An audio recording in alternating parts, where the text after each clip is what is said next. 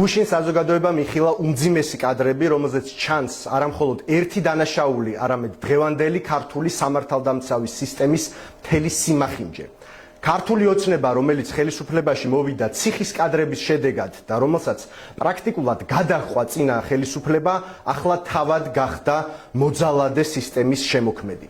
რუსული კანონების და 2024 წლის ნოემბერ-დეკემბრის აქციების დროს ჩვენ პირდაპირ ეთერში ვუყურებდით, როგორ ფიზიკურად როგორ ძალადობდნენ, აწამებდნენ და ხშირ შემთხვევაში სიკვდილის პირამდე მიჰყავდათ მშვიდობიანი დემონსტრანტები, პოლიტიკოსები, მედიის წარმომადგენლები.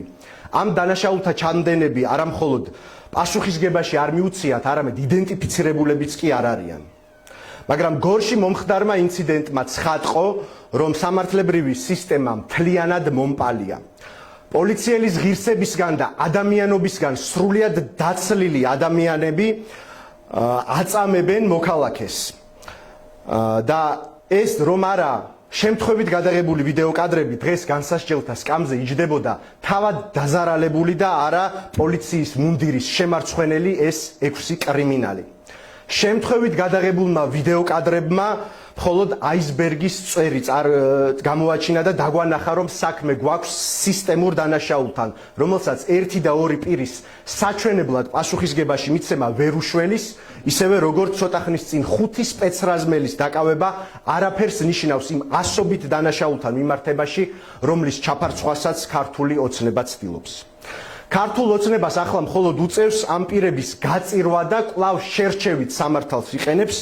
საზოგადოებას უჩენენ განცდას თითქოს რაღაც გადაცდომა მოხდა მაშინ, როდესაც ბრალი უნდა გადაკვალიფიცირდეს წამების მუხლით, რაც მთელს საგამოძიებო პროცესს შინაარს არსებითად შეუცვლის და რომლისთვისაც ბუნებრივია გაცილებით უფრო მძიმე სასჯელი არის განსაზღვრული. ამის საპირისპიროდ ჩვენ გვახსოვს საჩვენებლად, დემონსტრაციულად დამძიმებული ბრალი ალეკო ელისაშვილისთვის და მზია ამაღლობელისთვის. საქართველო გადაიქცა პოლიციურ სახელმწიფოდ, სადაც თვითნებობით გათამამებული პოლიციელები უკანონოდ აჩერებენ, ჩხრეკენ არასრულწლოვნებს, ბავშვებს და როგორც აღმოჩნდა, ძალადობენ და აწამებენ კიდეც მოქალაქეებს. ნებისმიერ ნორმალურ ქვეყანაში ასეთ დროს პოლიტიკურ პასუხისმგებლობას აიღებდა შინაგან საქმეთა მინისტრი და მთავრობის მეთაური.